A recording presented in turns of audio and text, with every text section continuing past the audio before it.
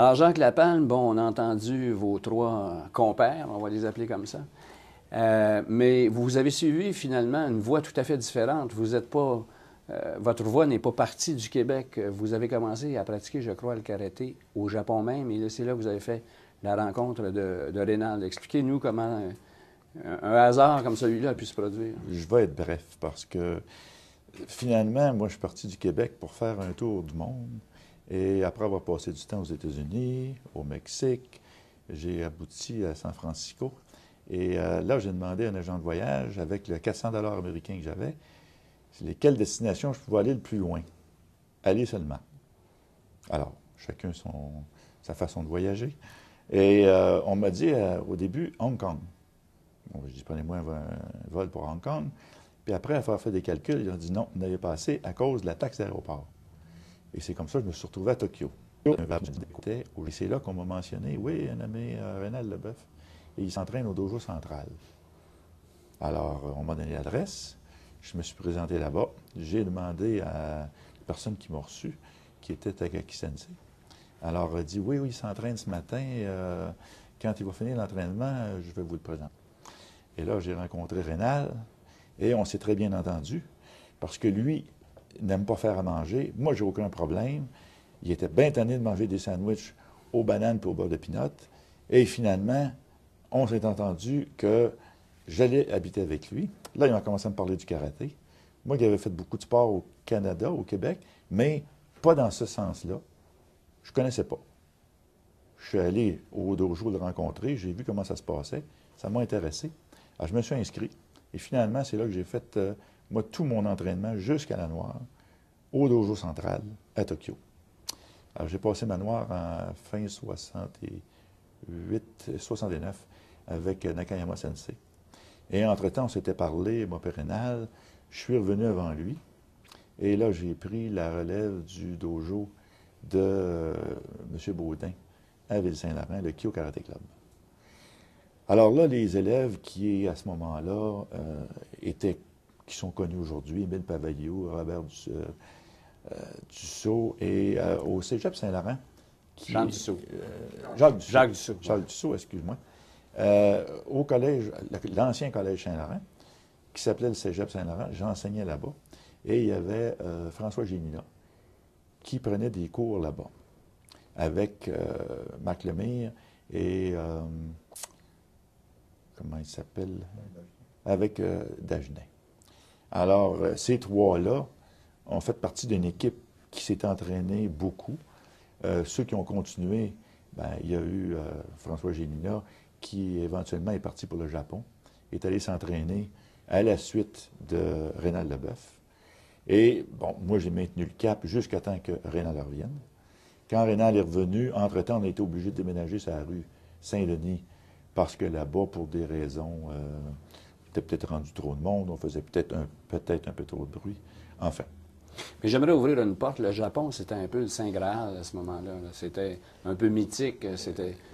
Pas dans mon cas. Non. Parce que moi, je n'ai pas suivi du tout ce que les autres personnes avant, parce qu'eux se sont entraînés ici. Eux ont eu la problématique de partir, de débuter leur karaté au Québec, alors que ce n'était pas organisé. Moi, je suis un peu tombé comme Astérix là, dans la marmite. Dans la marmite, parce que j'ai commencé au dojo central et j'ai fait tout mon entraînement là-bas jusqu'à la noire. Mais pour les autres, au Québec, c'était quand même un endroit où, à un moment donné, il était intéressant d'aller. C'était un peu mythique quand même. Si on voulait progresser vite, et c'est parce que c'est là que les instructeurs de calibre étaient, si on voulait vraiment là, avancer peut-être à un rythme plus rapide qu'ici, c'était là qu'il fallait aller, mais c'est pas tout le monde qui peut se permettre d'aller là-bas, et c'est pas tout le monde qui peut aussi supporter de vivre au Japon, parce qu'on est complètement dans un autre univers, de s'entraîner à la façon qu'ils s'entraînent là-bas, et d'être dépaysé aussi pour un bout de temps, là, qui est quand même, qui peut être très long. Alors, c'est pas donné à toutes les personnes d'être à l'aise dans des contextes comme ça.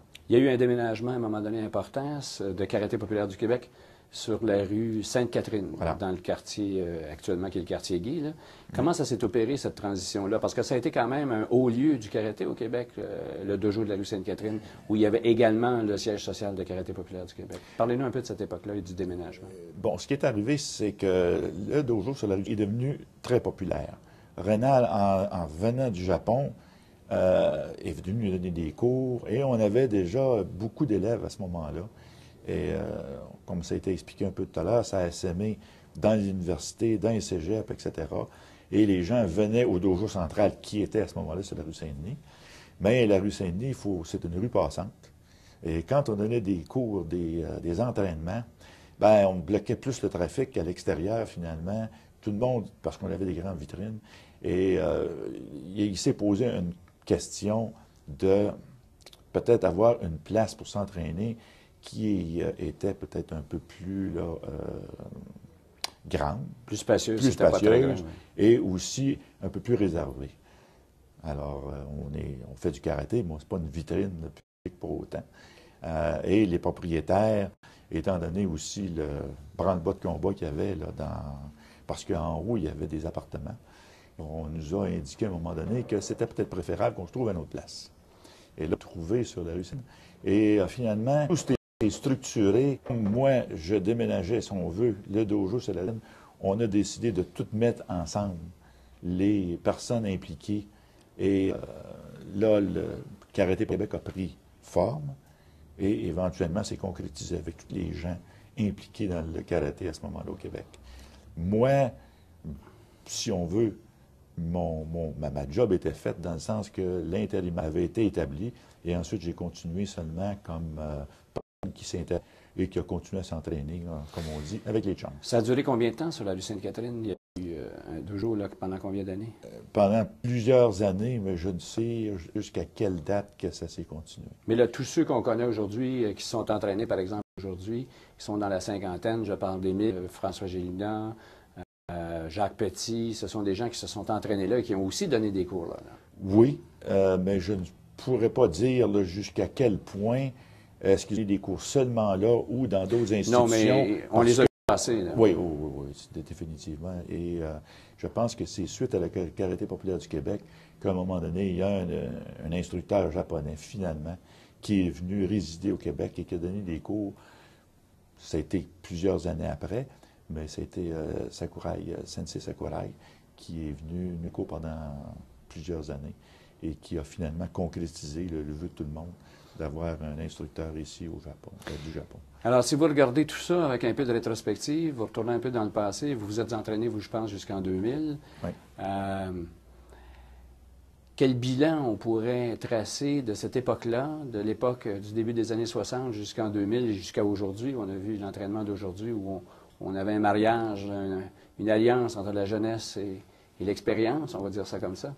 Mm-hmm. Mais quel bilan vous traceriez de toute cette époque-là, là, des 40 dernières années? Bien, je pense comme tout début, que ce soit d'une compagnie, d'une organisation, d'un club sportif, le karaté, c'était quelque chose de nouveau. Et il a fallu trouver les moyens, premièrement, pour s'organiser, pour le développer.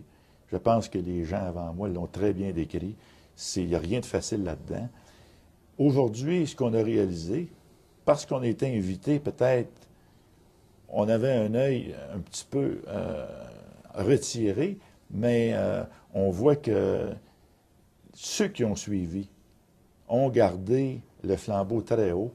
Et si on voit la jeunesse aujourd'hui qui commence à s'entraîner vers l'âge de 10 ans, et ceux qui sont venus pour souligner, si on veut, la journée, bien, on voit des jeunes, on voit des instructeurs qui sont d'une grande compétence et qui sont québécois. Et donc, je pense que à travers tout ce qu'on a expliqué, il y a quelque chose qui s'est passé, qui était valable et qui a donné des bons résultats. S'il y avait des choses à refaire que vous ne referiez pas, ça serait quoi?